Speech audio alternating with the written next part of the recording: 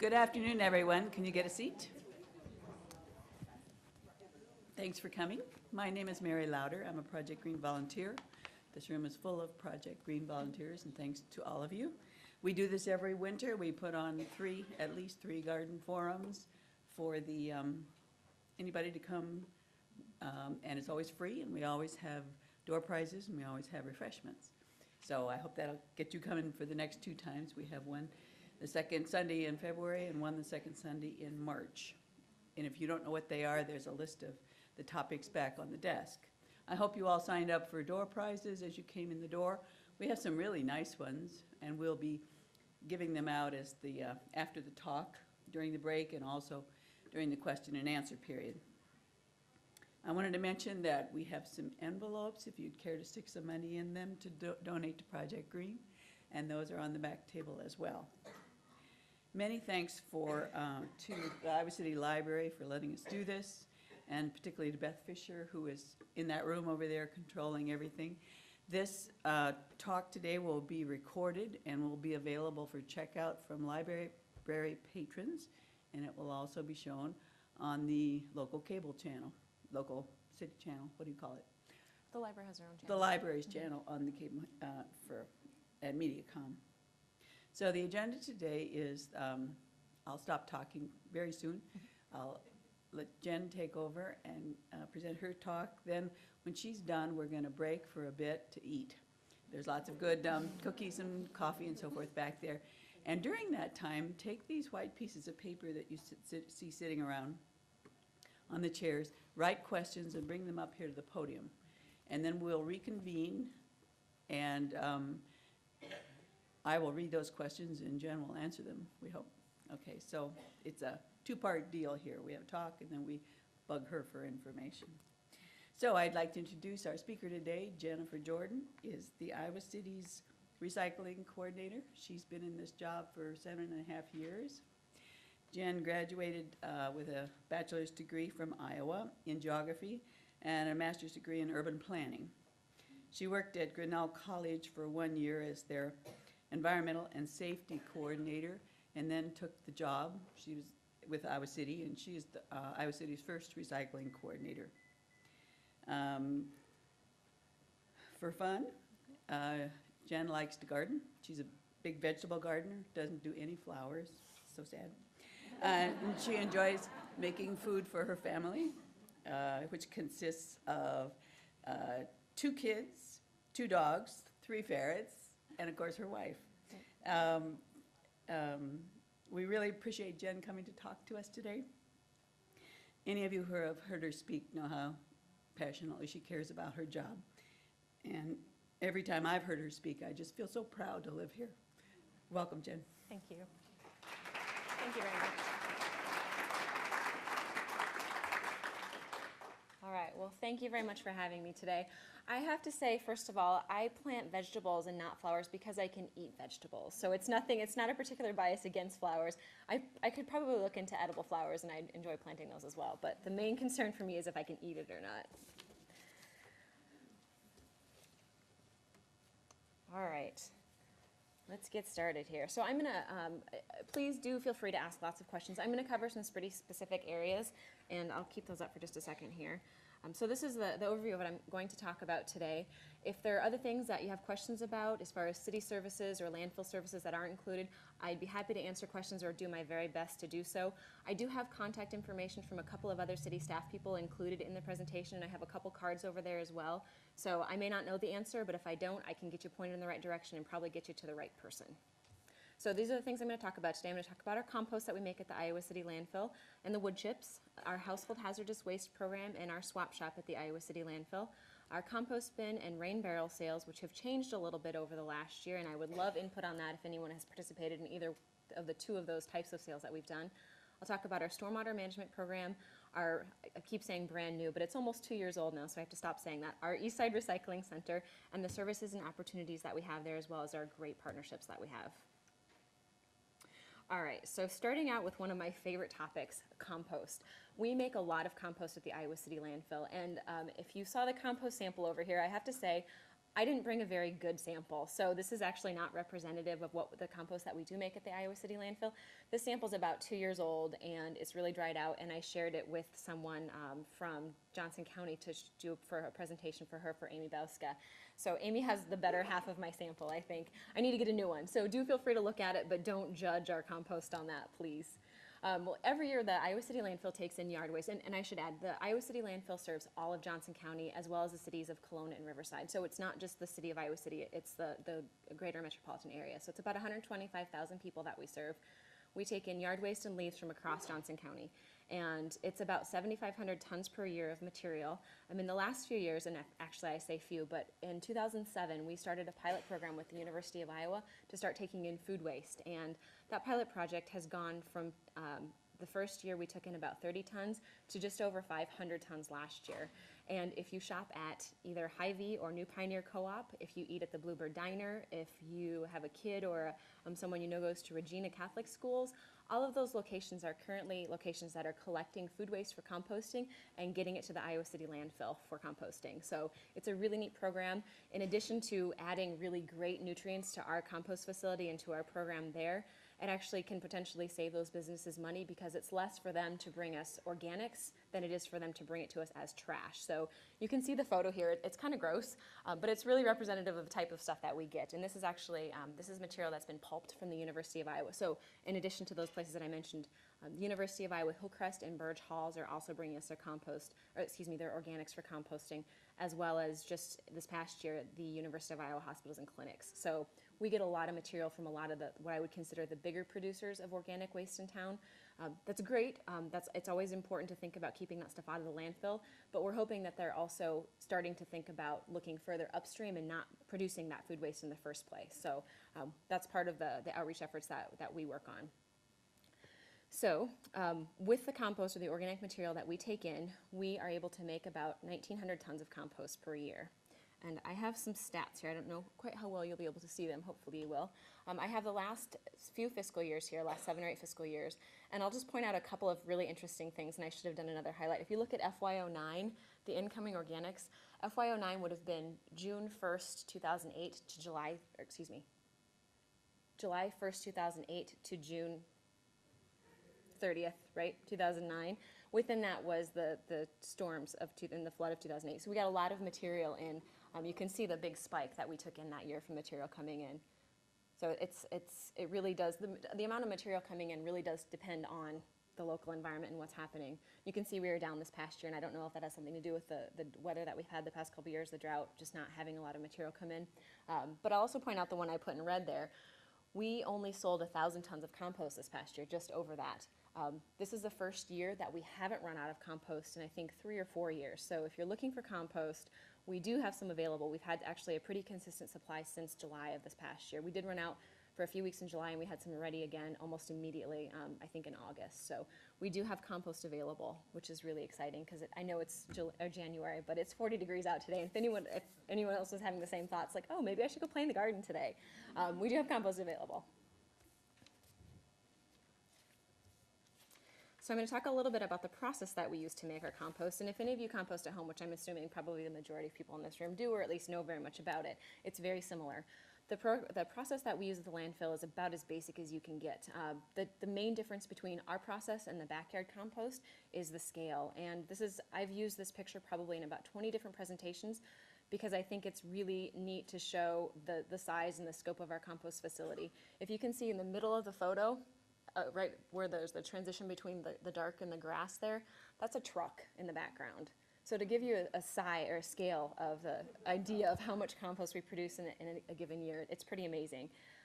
Trying to imagine 7,500 tons of material coming in is a little bit difficult, but we have at any given time, we have 8 or 10 of these windrows, which are about 150 feet long, 15 feet wide or so, and 10 to 12 feet tall. So it's a huge operation, but it really is just as simple as you do it in your own backyard. It's open air windrows.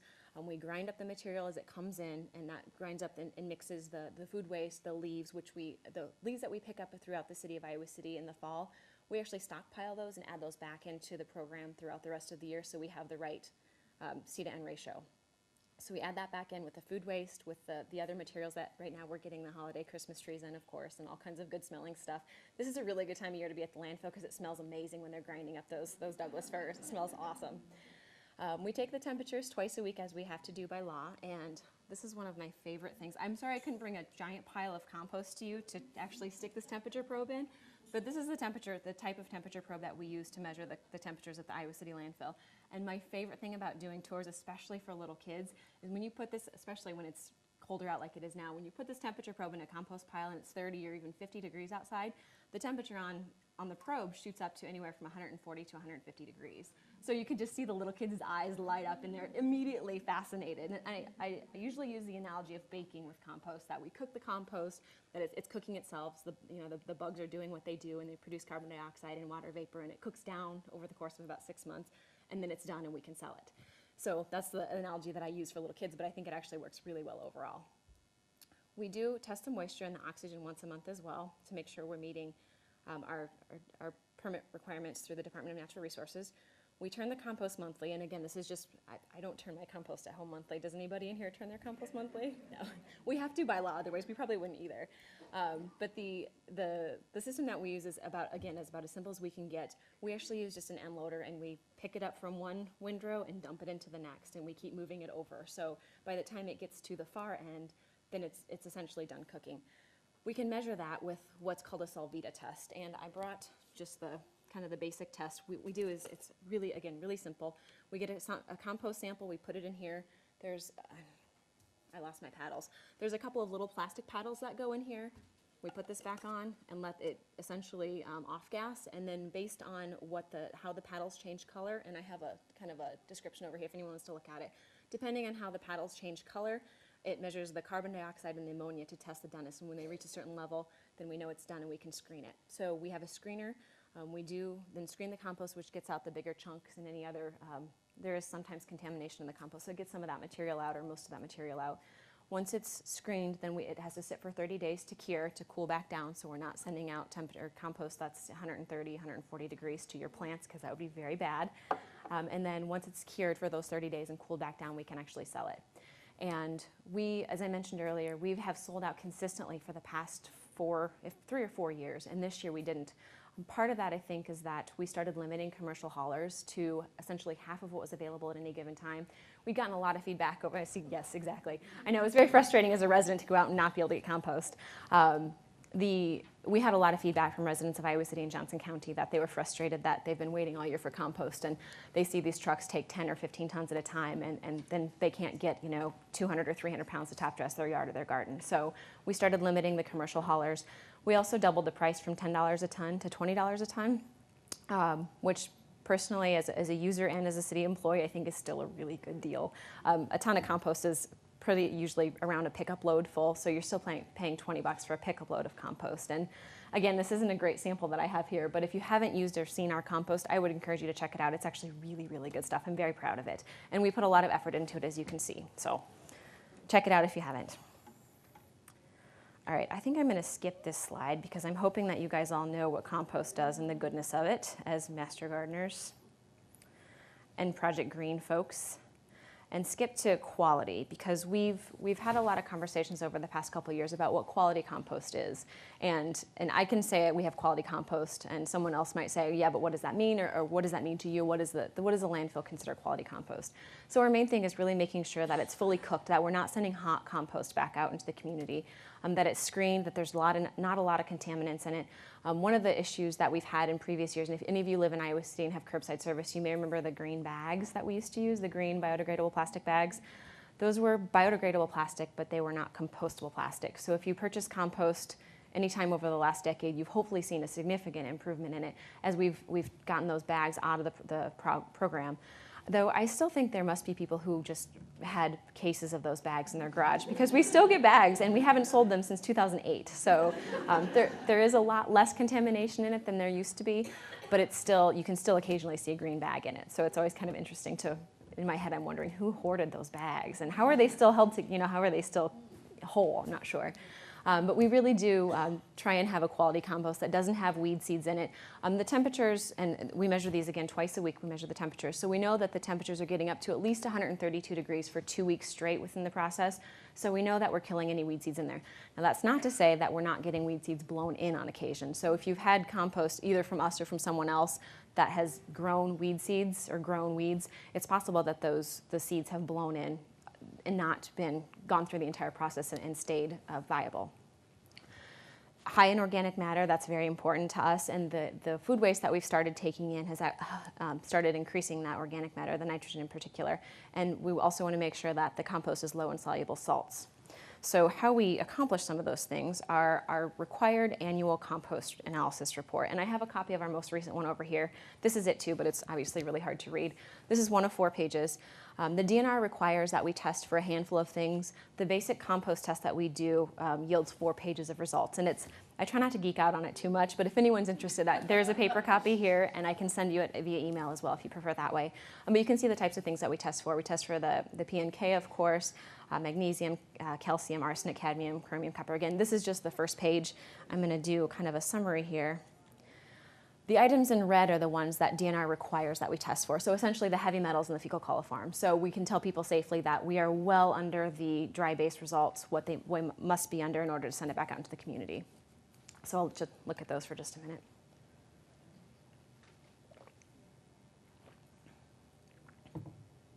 And again, I have a paper copy of our last test over here, and I can send it via email as well. This is actually a compilation of the test from 2004 to 2013. So again, we take an annual test every July, which probably, I haven't really thought about that before. I should think about how that affects our moisture content, but probably not a whole lot because we dig into the pile to get the actual test or the actual sample. So it probably doesn't affect it a whole lot even in a dry year like last year.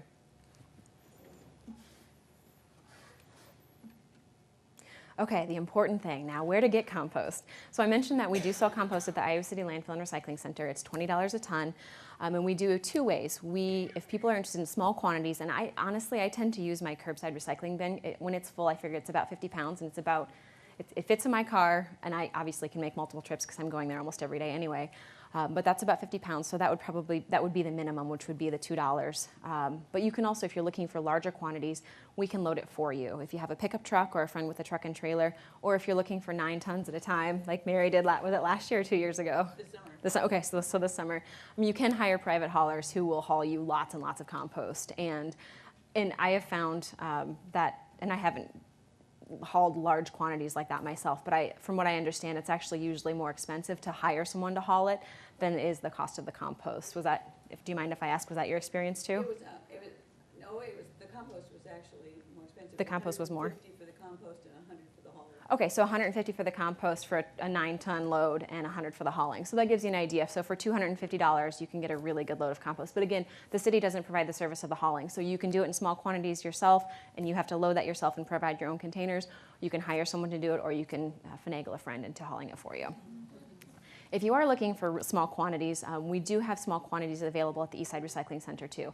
We have a roll-off container there, and we really try and limit that to small quantities such as 5-gallon buckets or recycling bins or Rubbermaid tubs like that size. If you want much more than that, we encourage you to go to the landfill because otherwise we're just running constantly to refresh that small supply. So in either case, it's $20. Well, it's $20 a ton. There's a $2 minimum at the landfill, and we ask for 50 cents or so for a 5-gallon bucket at the Eastside Recycling Center, which I guess I didn't mention, is at on 2401 Scott Boulevard Southeast, and we just have a drop box for money there. So we're encouraging people to appreciate the compost and pay what you will for it, basically there. And I have, of course, Kinnick up here showing that this is one of the many examples around the community of locations that have used our compost. I think I took that in about 2008 or 2009. Okay, so wood chips. We also take in a lot of wood waste at the Iowa City Landfill, and this was not included, the numbers were not included on that initial graph that I showed with the amount of material that we get in at the landfill. We get in a pretty insignificant amount of of wood chips compared to compost. The issue is that the wood chips, when you grind them up, they don't shrink down like the compost does. So we get a lot more of the organic material in that we make the compost out of, but we get a lot less out of the final product. With the wood chips, we pretty much get it in, grind it up, and sell it right away, and it doesn't shrink down at all, like I mentioned. So again, it's small quantities or bulk loads at the Iowa City Landfill. At the Eastside Recycling Center, again, it's scoop your own, so same as the compost. The wood chips are actually $10 a ton, and those went from, as of July this year, when the compost went from $10 to $20 a ton, the wood chips went from free to $10 a ton. And that was just to start to cover the cost of the equipment and the staff that it takes to grind the materials. And if you haven't used our wood chips, I didn't bring a sample of those. Frankly, they're not super high quality. We do double grind them, but this gives you that's not a great photo close-up, but there's a close-up. It's really more like a shredded material. I've used them between garden rows, and it works pretty effectively. I've also put them between beds, but I have found that it works better to put either some sort of landscaping cloth down between the beds before I put the wood chips down, or even cardboard to help get another year's worth out of them. I would say if you don't put a barrier down, you're probably going to start seeing stuff shoot up probably the next season, if not by the end. If you do it in the spring, you might even see by the end of that season. So they're pretty coarse. They're certainly not something one can walk on barefoot. So they're not playground. I've had that question. Are they playground quality? Definitely not. Unless you have like rocks for feet. I'm not sure how you, yeah. It would take a lot to be able to walk on these barefoot. Very stern continence. Okay, so I'm going to take a drink here and move on to hazardous waste. Okay, so if any of you have been to the Iowa City Landfill before, it's probably or possibly because of our hazardous waste facility there. We take hazardous waste from households and small businesses in Johnson County. We've done that for just over a decade now, and there's no cost for residents to use the program, but there is a fee for small businesses, and we're limited in the size of businesses that we can help through the EPA. So if someone like the university called and said, we have 6 tons of this chemical to get rid of from a lab, we can't help you with it. We could not help the university in that case, or other businesses with that large a quantity. But if someone like, if a small business called and said, I'm doing a clean out, I found a mercury thermometer and 6 light bulbs and this and this and this, if it's a small quantity, we can take that material from the businesses. In either case, residents or businesses do have to make an appointment. And we can take materials. I guess I haven't really explained what hazardous waste is. So hazardous waste is basically anything you don't want kids, pets, or grandkids getting into. So chemicals, compact fluorescent bulbs, pharmaceuticals, we get lots of stuff. And I had a few examples up here. So also paint, oil, that type of stuff. We actually have oil recycling facilities at the landfill and at the Eastside Recycling Center, in which you don't need an appointment for those. So that's actually not a great example, sorry. But we can take pretty much anything else that is hazardous. So again, paint, cleaners, we get fingernail polish remover, anything like that that you wouldn't want to put down the drain. We can take that material. And again, there's no cost, but you do have to call to make an appointment. We also, as someone pointed out that's used the service, we have a quarterly mobile collection at the Eastside Recycling Center, and we just had one December 1st. Our next one would be March 1st, and then every third month after that on the first Saturday of the month. Because those are mobile collections and we have relatively limited space in our trailer though, we do limit to 1 box per household for those mobile events and no latex paint. Latex paint is one of the things at the landfill that we just really get frustrated with, because it's not hazardous, but people of course want to do the right thing and they don't want to dump it down the drain or just throw it away. So what we encourage people to do, because it is water-based, is to use something like this commercial hardener, which I have samples you're welcome to take. You can use a commercial hardener to harden up the latex paint and then toss it with your regular trash. Again, it's not hazardous, it's water-based. It just can't go into your trash as a liquid. So besides this, which you can, again, take a sample or purchase around here commercially, I think Menards has it, or probably Ace Hardware too. But you can also use something like kitty litter or shredded newspaper, or if you're looking for something to do on a Saturday afternoon and it's really cruddy weather out, you can just take the lids off and let it dry out. Just do it in a well-ventilated area. But again, as long as it's not a liquid, you can put latex paint in with your regular trash. Not a liquid, basically, if you think about the consistency of cottage cheese, where it's chunky and there's not any free-flowing liquids, then that can go in the trash. So again, please feel free to take one of those or a couple of them if you have a lot. And I think this does about 2/3 of a can. Okay, so I've already covered business hazardous waste. We also have a swap shop at the Iowa City Landfill, and I bring this up in particular because especially this time of year, and this is a little bit ironic, I'll get to that in a minute. This time of year, we get a lot of materials in as people are cleaning out their, or in the fall or in the spring when people have cleaned out their garages, they have a half a bottle of this and a third a bottle of that, and they just want to clear it out. a lot of times we get gardening supplies in, and if the bottles are in decent condition, if they're generally at least half full and the bottles are clean and not broken or not leaking, we'll actually put those into the swap shop, and people can come take those materials for use at their own homes anytime, and there's no cost for that. So the reason I said it was ironic, I actually stopped out to the landfill this morning to see what was all out there, because I was going to try and bring a supply, and someone has obviously been thinking about this and getting ready for spring, because we had one product in the swap shop that pertained to gardening. So wasn't able to bring a supply as I planned, but I did bring a few examples of the type of stuff we get, and so there are some examples over there. We literally get everything from mothballs to fertilizers to bug repellents. So there's and the whole gauntlet in between. So if you're looking for stuff at no cost for gardening supplies, or we often get paint in there, cleaning supplies as well. In particular for this group, though, I thought you would be interested because we do get a lot of gardening supplies in. And again, there's no cost for those. They're as available, so I wouldn't necessarily encourage you to make specific trips out just to see, but if you're going there anyway, check it out. And we're open 7 to 4:30 Monday through Saturday. Or if you have a key like I do, you can go in on Sundays to check for things. But okay. Okay, something that we hear from residents a lot is that they want to start composting or they want to start collecting water for their garden, and that is wonderful. I was just telling somebody earlier, I forget who now, I have 2 compost bins at home and I have several rain barrels, and the city has held multiple events over the past, I think, 5 years. I think our first event was either 2008 and 2009. And we've sold a lot of compost bins and a lot of rain barrels, which is great, to encourage people to start thinking about these things in their own home and using them in their own yards. Especially last year when I had my 3 rain barrels, probably I think I had to run water maybe twice to water my tomatoes and other plants. So they do collect a lot of water really quickly, but then you can kind of spread that out over the year to use. So the compost bin and rain barrel sales that we've done over the past few years have changed a little bit.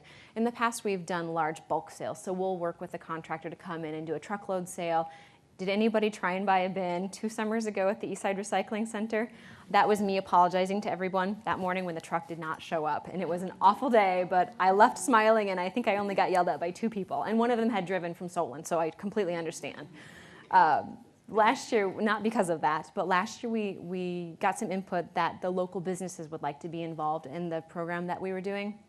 So we worked with probably 8 or 10 different local hardware stores to do sales through the hardware sales instead of the city doing a bulk sale. So if anybody's participated in that, I would love feedback on that later. So again, we've done it 2 different ways. We've done the bulk sale where people can come, stand in line, get their bin at a really great price, or the way we did it last year, actually, and I didn't mention, the city of Iowa City and the city of Coralville gave out $20 coupons. So you could have a $20 coupon for a rain barrel and a $20 coupon for a compost bin, and then you could take it to one of these participating retailers, pick out the one that you wanted, and get that $20 discount. So we've done it a couple different ways. We didn't sell as many last year, but it was the first time we had done that way with the coupons through the local retailer. So again, if anybody has feedback on that, I'd love to hear it later, because it's time to start planning whichever way we're going to do it. It's time to be thinking about it now, because I'd like to do a sale again either way in April of this year. Okay, stormwater management, and this is not my area of expertise, so I've threw a lot of information up here, which looks great, right? But I do have some information over here about the city's Stormwater Best Management Practices program, and I'll talk more specifically about some instances that we've used stormwater management, and specifically at the Eastside Recycling Center. There's a ton of information up here. What I want to highlight is that if you live in Iowa City, or in Coralville actually, or I think North Liberty now too, you pay on your excuse me, on your monthly utility bill, you pay a stormwater utility fee. And I'll speak specifically to Iowa City. In the case of Iowa City, that goes into a fund for which residents and businesses can apply for funding back to do things like rain barrels or creek management programs or rain gardens or pervious paving, anything like that. So I do have information about that program over here. Again, I don't know a whole lot about it other than that, but I know that the city has money available starting July 1st for these programs. And I know the city of Coralville and the city of North Liberty have very similar programs. Okay, so that's an instance of a rain garden that someone had built using stormwater management funds. And the person, if you do have specific questions, the person to talk to about that is Carol Sweeting, and her contact information is here. Carol also organizes volunteer activities throughout the city, and these, I'm grinning because these are really cool programs. I should have put some pictures up. If any of you are on Facebook, you should like Carol's program, which is the City of Iowa City Stormwater Volunteer Opportunities. She has photos of University of Iowa and Kirkwood students doing creek and river cleanups, and it's phenomenal. In the fall and in the spring, they do, I think, 4 cleanups in each season, and Carol's also organized an Iowa River cleanup each year or each summer for the last few years. And the kids, I grew up on a farm, so I'm certainly not squeamish. I have no problems walking into a creek and picking stuff out. But some of these kids show up, and you think, now how's that going to work out? And they come out covered in mud and grinning from ear to ear because they've helped clean up the creek. So it's a really cool opportunity to get local students involved. And Carol accepts volunteers from non-students as well. So if you're interested in volunteering, it's a really neat program. I encourage you to check it out. And Carol's great to work with. Okay, so moving on to the Eastside Recycling Center. I'm going to cover, of the 6 topics I have here, I'm going to focus on the stormwater and the education and partnerships. That being said, if you have an opportunity to head out to the Eastside Recycling Center, there are lots of really cool things going on out there. I'm really fortunate to work at the landfill 3 days a week and at the Eastside Recycling Center 2 days a week. So I really get to see kind of the best and worst case scenarios of city facilities. And not that the landfill is a bad city facility, it's kind of the bottom of the barrel as far as resources. So, and materials coming in. It's really, it's great to spend time out there and see all of the opportunities that we have as residents to do better, and then to go to the Eastside Recycling Center and see all the amazing things that we've done. Okay, so stormwater, and again, this isn't my area of expertise. It certainly is Carol's, and then Brenda Nations, the city's environmental coordinator, environmental coordinator, that's right. So if you have specific questions specifically about the plants, which is not, again, I can't eat the plants here, so I don't know a whole lot about them. But if you have more specific questions than what I cover here, please feel free to ask and I can get you in contact. I also have Brenda's cards over here and more information. So just a quick show of hands, how many of you have been to the Eastside Recycling Center? Oh, wow, okay, I'm preaching to the choir, this is great. So you've probably seen and hopefully been there at the right time of year to see the biocells in full bloom. It's pretty astounding what Brenda in particular has done out there. This is looking from the west east at the Eastside Recycling Center, at the education center itself. And as I was looking for photos to put this presentation together, I realized I only have really dull photos. I do have a few more green ones later on, but this is actually, I believe, it must have been the first season because those plants are pretty small compared to what they've been over the last couple years. But these are some of the things that we have going on at the Eastside Recycling Center as far as stormwater management. We have a 3rd acre of biocells. Which used Iowa City community compost to refill those basins. We have a green roof. We have 2 living walls that have really improved under the really good hand of our Bryce Marin. If any of you have been out there and seen Bryce working, he does a phenomenal job. We have a couple of rain gardens. We have some permeable paving, and then we have pervious concrete. So we tried to really put in some examples of what residents can do. You might not choose to do all of these things, but hopefully you can go out there and look and see, oh, this is great, I'm going to do a little bit of this and a little bit of this. So we really tried to give kind of a good example of multiple different things. So these are some of the pavers that we have in front of the education center. And you wouldn't necessarily know that those are environmentally friendly, but instead of using mortar between the blocks, they're actually just small rocks so the water can infiltrate down between them or among them. This is one of the rain gardens, and we have 2. There's another one actually just to the side of this. If you've been out there prior to the last year, you might have thought, well, I wonder how well those work because they were mounded up. When we put them in, they didn't get put in as they should have. We have since, in working with the Urban and Regional Planning Student Association and lots of strong backs, young students, they've actually, they took out all the plants, they took that mound and made it into a basin and replanted everything this past summer. So instead of the water running in, running around that basin and running back out, now it's going to run in and sit there and infiltrate like it's supposed to. So Bryce was really instrumental in making that happen too. This is the green roof, and this was, you can see the date stamp there. It was October 25th of 2011. So this is an older photo, but it's one of my favorites because I think it really shows the beauty that is the green roof there. This is one of the 2 living walls, and again, this is October 25th of 2011. These all got replanted last summer, so if you've been out there a couple different times, you've probably seen a difference in how much they've grown, and eventually all of that concrete should be covered by the cascading of the plants. This is a little bit better shot. This was taken in October of 2011, so you can see time of year. These were planted in the summer of 2010. I believe so. So you can see they're starting to come on. You can see lots of little white cups. Anybody want to guess what those are for? Rabbits. We have created a great rabbit habitat at the Eastside Recycling Center, and we've really struggled over the past couple of years, especially of getting the plant started.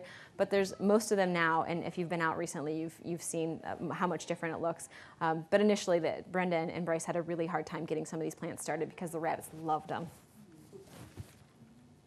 This is another shot. You can see this is actually pooling water running off the parking lot. So this is exactly what this is intended to do. The intent of the biocells is to infiltrate that water on site rather than just running off into the creek. And the creek is actually, it runs along here where the green space is. So we really want to try and capture that water and infiltrate it on site. And we've had a couple gully washers this past summer where a lot of the mulch was washed out. But as the plants are starting to grow and really take good root, that's actually been reduced quite a bit. So there's still, it's like, was it last summer? We got 4 rainstorms and they were all like 3 inches each. Those are not good for this because it really does wash the mulch. But as I mentioned, they've really started, as the plants have started taking root, it's really started to hold things in place. There's my coworker Brenda that I've mentioned a couple times, fastidiously planting her plants. And this is a little bit better shot, and I don't have a date stamp on this one, but I think this one was last summer. So you can start to see the plants are much happier out there. And I should mention, in the 3rd acre of the biocell, there are over 60 species, and there were over 2,000 individual plugs planted in clusters of 3. So there was a lot of planning that went into this, a lot of labor, and a lot of volunteers, and a lot of intern labor as well. And the design of the biocells was designed by Liz Moss with Transition Ecology, and she did a really good job. She planned it out so that there should be something blooming from, I believe, April until October every year, and it's just really beautiful. And I think she color coordinated stuff pretty well too. But again, I can't eat it, so I don't pay that much attention to it. Okay, there's Brenda's contact information if you have specific questions. She's done a really good job, and I had this in one of the earlier slides, but I don't have any photos of it. She and Bryce have done a really good job of signing the plants. So she got little stakes with the plant names on them, and they're really nice. So all the plants around the perimeter of the biocells, or at least the 2 bigger biocells, have plant descriptions. I think they have the Latin and the regular names. So you can see if you can go out and see something that you like, you can know exactly what it is just by looking at it, which is very helpful for non-plant people like me. This is something that I just added yesterday as I was finishing up this presentation. The creek along the perimeter of the Eastside Recycling Center runs around basically the west side and then around the southwest and south side. The creek bank itself is pretty cruddy. The first couple years we really just focused on getting the poison ivy out, and now we're trying to get more stuff that we want to grow there. Part of that has been stormwater management. It flashes really, really badly because of all the, if you can picture where the Eastside Recycling Center is, it's on the southeast side of town.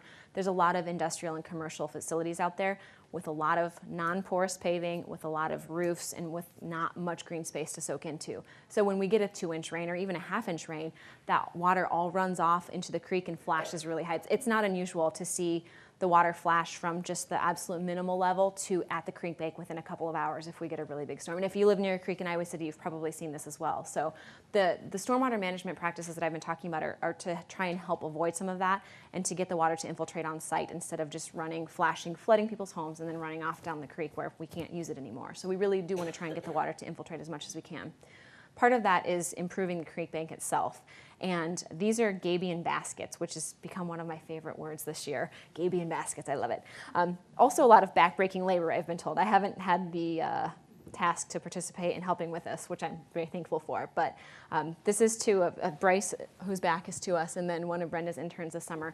They have put in, I think, close to 24 of these baskets. And there's also some along the creek bank if you use the trail. I'm drawing a blank on the name of the trail, but there's a trail in Iowa City that also has some along the creek to maintain that creek bank. But they basically bury the wire baskets, fill it with rocks, and stuff ends up growing over, and you can see they backfilled here. But that should help that bank, keep that bank from eroding. And then when we do more plantings and things there, it will help improve the overall quality of it.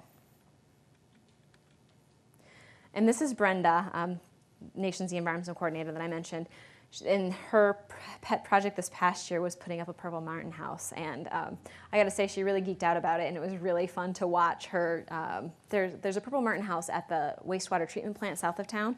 So she thought, well, if we put one here, it might be a nice waste station for them. And indeed, we had, I think of those 12, what we were calling apartments, I think we had purple martins in 4 of them this past year. So it was lots of fun. She took every opportunity she could to crank the house down and show everybody that was around the babies and the purple martins, and then she'd crank it back up, and it was really neat. So I've learned from her that it's kind of a cult thing, purple martins are. So, okay, yep. From the laughter, I gather she's right. It's really neat, though, to learn about that from her, because she gets really excited about it. Okay, so moving on to more general Eastside Recycling Center stuff. This is more of the stuff that I do. The recycling portion of it. We have a 24-hour drop-off recycling site at the Eastside Recycling Center, at which we can take cardboard, all kinds of paper, including phone books and magazines and newspaper and mixed office paper, chipboard, so things like cracker boxes and cereal boxes. We can take plastics numbers 1 through 5 and 7, which the exception is number 6, as you see. That's basically styrofoam, and we don't have a program for that yet. But City Carton has recently received some funding from the state to work on a program for styrofoam. So I will be keeping a very close eye on that.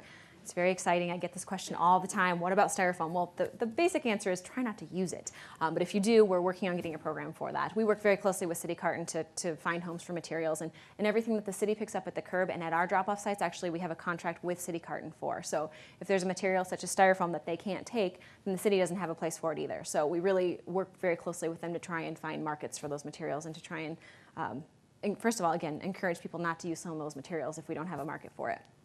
We also take glass at the Eastside Recycling Center, cartons, books, plastic bags, and metal. So this is just a side shot of the recycling bins out there. If you do recycle there, and you've seen some changes lately, we did move some of the bins around to make way for snow removal. So some of those bins have moved. They are still there. They're just over on the east side. So check it out when you're there. We have a 24-hour oil and oil filter drop-off site at the Eastside Recycling Center. If you use this facility, it's just basically a garage with an overhead door. The overhead door is closed often, but the pedestrian door is never locked. So if you come out there with your oil or your oil filters, don't leave them outside even if that overhead door is closed. Just use the pedestrian door and set them on the shelves in there. And you do have to bring your oil in a container that you're willing to leave, because we don't have people there all the time to dump your containers to give them back to you. So bring it in a container. A milk carton works well, or the original oil container. You can just put it right back in that and just leave it on the shelf. As I mentioned earlier, you can purchase wood chips and compost at the Eastside Recycling Center. I talked a little bit about that quarterly hazardous waste events, and again, that's we do those. The next one will be March, the first Saturday in March, whatever that is. They're from 8 to 11 in the morning, and information's all on our website. It's limited to 1 box per household and no latex paint. And then over the past 3 years, we've started working with the DEA to do pharmaceutical collection events as well. And we can take some pharmaceuticals throughout the year at the Iowa City Landfill through a hazardous waste facility, but we can't take controlled substances, so things like codeine or anything with the higher pain type stuff. But we can take those types of materials and pretty much anything else at our pharmaceutical disposal events, because we are very fortunate to work with the Iowa City Police Department to have an officer there to take custody of things. Those are actually really fun events, at least for the staff and the volunteers, because we don't often get to hang out with the police department, and Jory Bailey is my buddy now, so he's lots of fun. But they're 4-hour events. They're generally held, and they're set up by the DEA, the dates are. They're generally held in April and October, so we will have one coming up this spring, and we'll advertise that as soon as we have dates from the DEA. We also, the past couple of years, have had those at the Senior Center as well, and we started reaching out to some of the local pharmacies to have events the week before the main event, so we'll be advertising all of that, and that information's on our website. Okay, so education at Eastside. These are a couple photos that have made me happy over the past few days. I had a Girl Scout group just yesterday morning, a Daisy troop at the Eastside Recycling Center, and we were talking about natural resources. So their leader, Sarah, is there reading a story about natural resources, and they talked about stormwater, and they talked about local food, and they talked about recycling. Then we did a tour of the facility, and then we talked about something that people might have a problem getting rid of, which is old clothes. And there are lots of great secondhand stores in town, lots of churches who can use material, can use old clothes or old shoes or old coats, anything like that. But if it's past the point of reuse, then a lot of those places won't take those materials because they don't have anything to do with them. The exceptions to that are Goodwill. They'll actually take lots of materials, if wholly clothes, if you have one shoe, if you've somehow lost one of your shoes, they'll take all those materials, pretty much anything, because they have rag markets. So we talked about that yesterday, but then we also talked about getting crafty with some of those materials. So I had brought in a couple of really worn sweatshirts, and they all brought t-shirts in, and we did some weaving and knotting and made some really cute little clutches out of some old t-shirts. So that was the project we did yesterday. The picture in the bottom right corner then is actually my boss, Dave Elias, the wastewater and landfill superintendent, and my amazing intern, Jane Wilch, from last summer. We do lots of education through a program called Eco Iowa City. And if you've heard of this, and hopefully you have, this is the second round of Eco Iowa City that we've done. The first one was with the Iowa City Public Library in 2008 and 2009. And we were really fortunate at that time to get some significant grant funding. We were one of 9 cities across the country, and we got something like $60,000 to implement environmental education programs. We called it Eco Iowa City. We had a lot of events here. We had events around the community. It was lots of fun. When we started thinking about what we wanted to do for education out of the Eastside Recycling Center's Education Center, we thought, well, that was good. We got some really good feedback. We had lots of people at our events. It was effective. We had grant money to give people things like paint hardener or water bottles or tote bags to encourage them not just to think about and talk about doing these things, but to take this home with you and start doing it today. So when we started thinking about the Education Center, as I mentioned, we thought, why not recycle that program? So we're doing exactly that. And this was part of the picture there is actually Dave talking about wastewater. And that was in our water unit. We actually just kicked off our energy unit this past week, and we have, again, some events at the Eastside Recycling Center. We do have some events here. The events for this round for the energy unit are Wednesday nights. We have a film here this Wednesday night called Switch, and it should be really good. We have lots of events coming up, and I have the information over there, and it's on our website as well. We also do scheduled tours at the Eastside Recycling Center and at the landfill, and we do lots of scout and group activities, which is lots of fun. We have church groups come out. In the summer, we work with the rec center camps to have kids come out, but we do adult events as well. So those are primarily scheduled ahead of time. We do have a couple of opportunities, and the signage at the Eastside Recycling Center that I mentioned is pretty good. We've done a decent job of showing people what's going on out there. So it's not just about the plants, but it's about the wind turbine and about the pervious paving and about the building itself, which is LEED Platinum certified. So there's lots of things to do out there. You can pretty easily spend half an hour or 45 minutes wandering around just learning about the site just from the signage that's there without a formal tour. We've also been really fortunate to work with Backyard Abundance to be one of their, I think, dozen sites that are considered abundant safari sites. If you're not familiar with that, we do have some information on our website, and Backyard Abundance, the folks with Backyard Abundance are very happy to talk to you about it. It's an online program, and it's to encourage people, households in Johnson County or Iowa City, to go out to these different sites that they consider abundant. And they have a whole list of them on their website, but they have, at each of these sites, there is a 4x4 in the ground with a little raised picture on it, and the kids can print off this thing from the website, and they can take it out and do a rubbing on it, and when they get all of the different sites or so many of the different sites, they can actually send it into Backyard Abundance, and I think they're eligible to win some sort of prize. So it's the point is to encourage families to get out to these local areas that are abundant and to learn about them and then get rewarded for it. So it's a really neat program. We also have not specifically city, but we have lots of nonprofit board meetings at the Eastside Recycling Center. We have a couple of recurring events that happen out there. The Salvage Barn has their board meeting there, which I'll talk about in a little bit. And then we also actually rent this facility out for private events. So we've had wedding receptions. There's actually a birthday party actually there might be a wedding reception going on there now. There's something going on today. But we have lots of events out there. Again, the board meetings, we've had a graduation out there. There's seating for about 50 people out there, and it's a really neat space. Okay, I think this might be my last slide here, or getting close to it, which is great because I want to give plenty of time to talk about our really amazing partners at the Eastside Recycling Center. If you haven't been out there, I would encourage you to check it out, and not just for the city facilities, which are awesome, but there's other awesome stuff going on out there. If you haven't been out there, the Iowa Valley Habitat for Humanity is located there, and they have 2 great programs, the Restore and the Furniture Project. And then the Friends of Historic Preservation has the Salvage Barn, and you may remember the Salvage Barn being located at the Iowa City Landfill before. They moved to the Eastside Recycling Center when we completed that site in 2012. So the Eastside Recycling Center really is a pretty comprehensive recycling and reuse center. And besides the fact that we have all these entities there, we also do lots of programming out of there, as I've given you a flavor for. So if you don't know what Restore is or what Furniture Project or Salvage Barn, I didn't put their websites up here, but I encourage you to check them out. You probably know what Habitat for Humanity is. They build homes for low-income residents of Johnson County. The Iowa Valley Habitat actually covers Cedar and Iowa counties as well. We're specifically concerned about Johnson, of course, because Iowa City Landfill serves all of Johnson County. But the Restore is actually a funding mechanism in part for Habitat for Humanity. So what Restore does is they take donations of building supplies, of furniture, of lots of different stuff, and it's a little bit different niche, I would say, than a place like Goodwill or Stuff, etc. It really is more household type stuff. So they describe themselves as if Goodwill and Lowe's had a baby, you would have the Restore. So that might give you a little better feel for it.